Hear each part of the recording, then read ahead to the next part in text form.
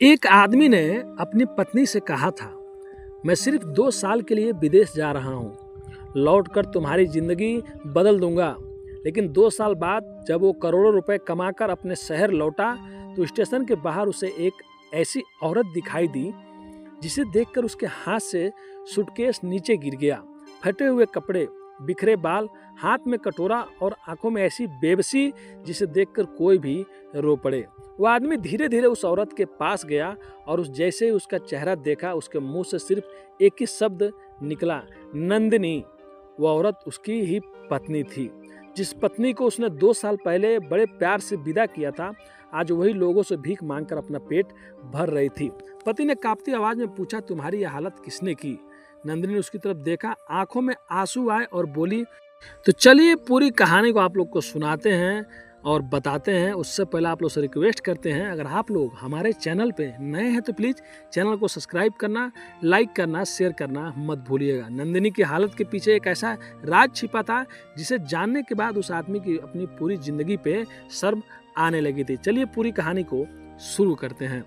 उत्तर प्रदेश के एक छोटे से शहर रामपुरा में रहने वाला अमन बहुत गरीब परिवार से था। उसके पिता की छोटी सी चाय की दुकान भी थी और माँ लोगों के घरों में काम किया करती थी।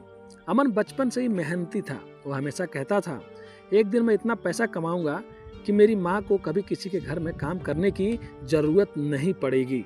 लेकिन जिंदगी ने अमन को ज़्यादा पढ़ने का मौका नहीं दिया। 12वीं के बाद उसने एक छोटी सी नौकरी शुरू कर दी। वो सुबह से शाम तक काम करता और रात को थका हुआ घर लौटता। उसी शहर में रहने वाली नंदिनी से उसकी मुलाकात एक शादी में हुई थी। नंदिनी बहुत अमीर परिवार की लड़की थी, लेकिन उसका दिल बहुत बड़ा था। वो अमन की गरीबी देखकर कभी उसका मजाक नहीं उड़ाती थी, बल्कि एक दिन उसने अमन से कहा, अमन पैसा कम या ज़्यादा होना जरूरी नहीं, इंसान का दिल होना बहुत बड़ा जरूरी होता है। अमन की नंदिनी की यही बात सबसे ज़्यादा पसंद आती थी। कुछ महीनों के बाद दोनों ने शादी कर ली। शादी के बाद उनका घर बहुत छोटा था। बरसात में छत टपकती थी, गर्मी में पंखा खराब हो जाया करता था। कई बार घर में खाने के लिए भी ज़्यादा सामान नहीं रहते थे।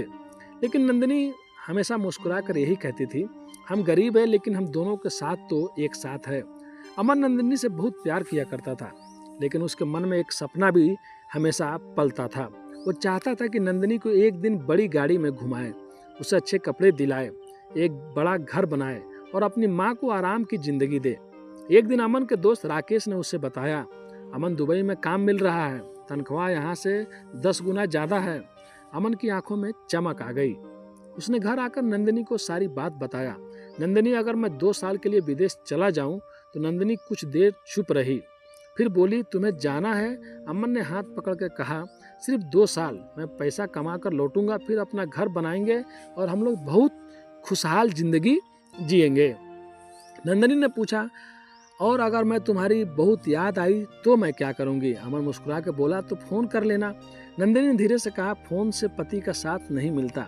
अमन चुप हो गया, लेकिन अगले ही दिन उसने विदेश जाने का फैसला कर लिया था। विदा होने से एक रात पहले नंदिनी ने अमन के लिए खाना बनाया।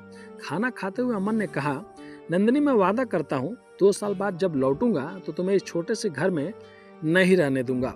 नंदिनी ने मुस्कुरा कर पूछा, और अगर तुम बहुत अमीर हो गए और मुझे भूल गए तो मैं क्या करूंगी? अमन हंस पड़ा, तुम्हें मैं कैसे भूल सकता हूँ। अगले दिन अमन स्टेशन के लिए निकल गया। नंदिनी उसे छोड़ने स्टेशन तक आई थी। ट्रेन चलने लगी तो अमन ने खिड़की से हाथ बाहर निकाला और नंदिनी दौड़ते हुए बोली, जल्दी वापस आना। अमन ने चिल्लाकर कहा, बस 2 साल की बात है, मैं वापस जरूर आऊंगा। ट्रेन चली गई। नंदिनी काफी देर तक वहीं खड़ी रही। उसे क्या पता था कि एक विदाई उसकी जिंदगी को हमेशा के लिए बदल देगी। 2 साल बाद अमन विदेश पहुंच गया। 2 साल होने वाले थे। शुरुआत में उसे बहुत मुश्किल हुई। वो छोटे से कमरे में रहता था, दिन रात काम किया करता था। कई बार वो इतना थक जाता था कि खाना खाए बिना भी सो जाता था। लेकिन वो नंदिनी को रोज फोन भी बात भी किया करता था। नंदिनी, आज मैंने बहुत काम किया, तुमने खाना खाया कि नहीं खाया? तुम अपना ध्यान नहीं रखती हो। अमन, मैं ठीक हूँ। लेकिन असल में नंदिनी ठीक नहीं थी। अमन के विदेश जाने के कुछ महीनों बाद उसके पिता की मौत हो गई थी। घर में कमाने वाला कोई नहीं था। नंदिनी की सास भी बीमार रहने लगी। अमन हर महीने पैसे भेजता था, लेकिन अचानक एक दिन अमन के फोन पर एक अजीब कॉल आया। कॉल करने वाला उसका दोस्त राकेश था। राकेश ने कहा, अमन जल्दी से अपने बैंक की जानकारी भेजो, तुम्हारे कागजों में कुछ समस्या है। अमन ने बिना ज़्यादा सोचे उसे जानकारी दे दी। कुछ दिनों बाद अमन के खाते से बड़ी रकम गायब हो गई। उसे समझ में नहीं आया कि क्या हुआ। वो बैंक गया। वो पता चला कि उसके साथ जो धोखा हुआ है। अमन बहुत परेशान हो गया। उसे नंदिनी को फ़ोन किया, लेकिन नंदिनी ने फ़ोन नहीं उठाया। अमन ने कई बार फ़ोन किया, फ़ोन बंद आ रहा था। अमन को चिंता होने लगी थी। उसने पड़ोसियों को फ़ोन किया। पड़ोसी ने कहा, नंदिनी तो घर छोड़ के कब की यहाँ से चली गई। अमन के पैरों तले से ज़मीन खिसक गई। कहाँ गई पता नहीं। अमन ने नंदिनी को खोजने की कोशिश की, लेकिन उसे कोई भी जानकारी नहीं मिल रही थी। धीरे धीरे अमन के मन में शक पैदा होने लगा। उसे लगा शायद नंदिनी उसे छोड़कर चली गई। उसने खुद को समझाया, शायद वो मेरे साथ नहीं रहना चाहती थी। वो अंदर से टूट गया था।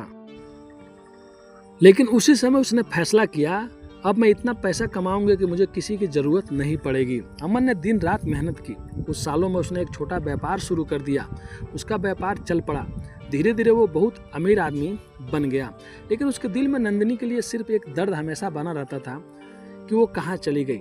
2 साल बाद वो वापसी किया। अमन ने आखिरकार घर लौटने का फैसला ले लिया। वो एक बड़े गाड़ी से अपने शहर पहुंचा। स्टेशन पर उतरते ही उसने पुरानी यादें आने लगी।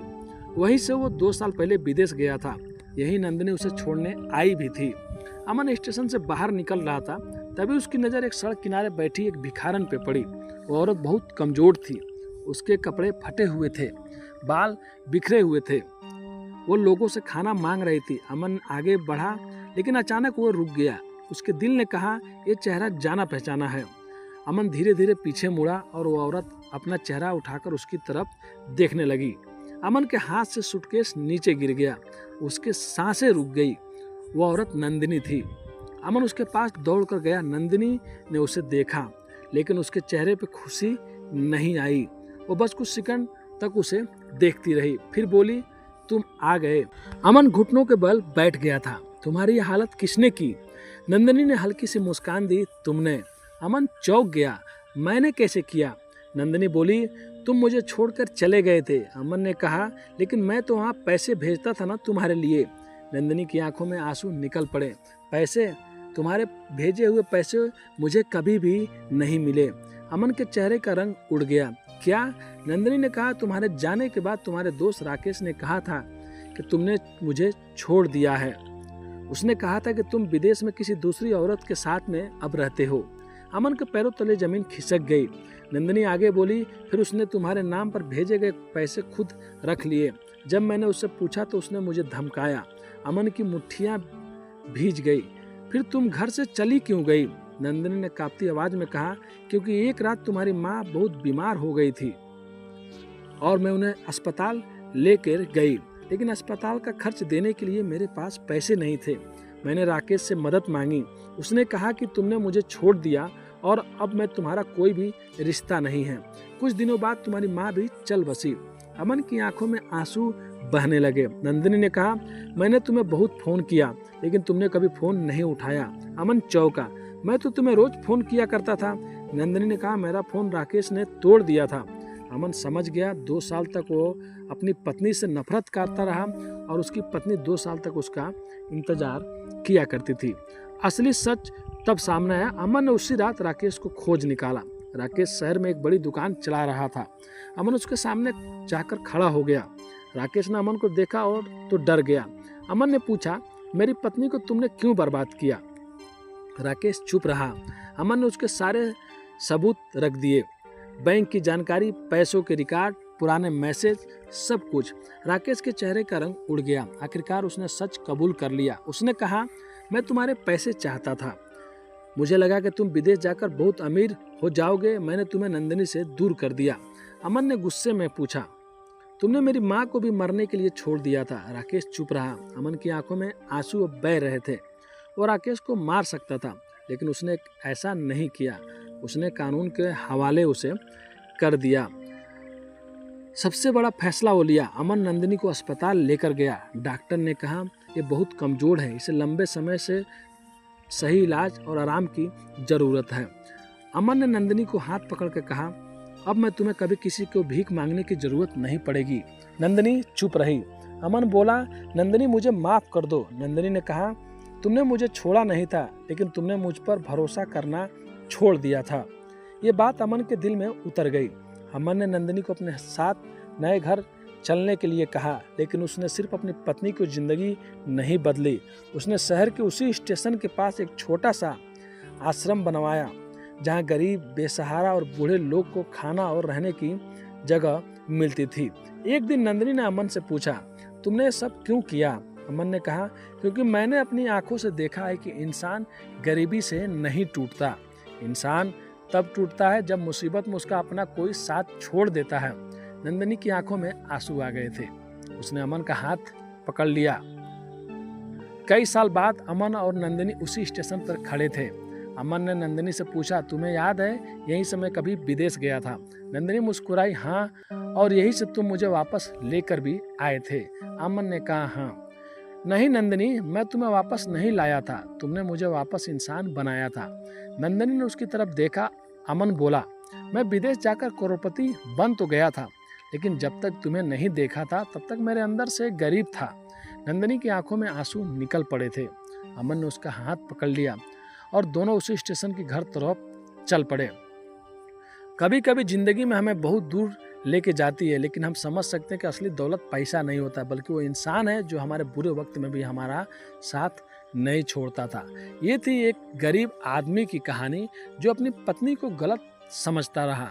2 साल उससे नफरत करता रहा कि वो उसे छोड़ के चली गई, लेकिन जब उसके सामने आया तो पूरी सच्चाई सामने आ गई। तो कहानी से हमें ये सीख मिलती है दोस्तों, किसी पे भी आंख मूंद के विश्वास नहीं करना चाहिए, चाहे आपका दोस्त हो चाहे आपके रिश्तेदार हो। जो अपनी आंखों से देखो उसी पे विश्वास करो। अगर यहाँ पे चाहता तो वो अपनी पत्नी से बात कर सकता था, या अपनी पत्नी से आने के बाद भी ढूंढ सकता था, चाहे उससे पहले भी नफरत नहीं करता, लेकिन वो पहले उससे नफरत करने लगा। इसीलिए कभी कभी हमारे अपने ही लोग हमें एक दूसरे से दूर कर देते हैं, और जब तक सच्चाई सामने आती है तब तक बहुत देर हो चुकी रहती है। तो आप लोग भी जहाँ हैं तो अपने फैमिली के साथ में खुश रहिए, अपने बच्चों का ख्याल रखिए। अगर आप लोग हमारे चैनल पे नए हैं तो प्लीज़ चैनल को सब्सक्राइब करना, लाइक करना, दोस्तों को शेयर करना मत भूलिए। आपका भाई बहुत ज़्यादा मेहनत करता है, तो प्लीज़ अपने भाई को भी सपोर्ट कीजिए। धन्यवाद।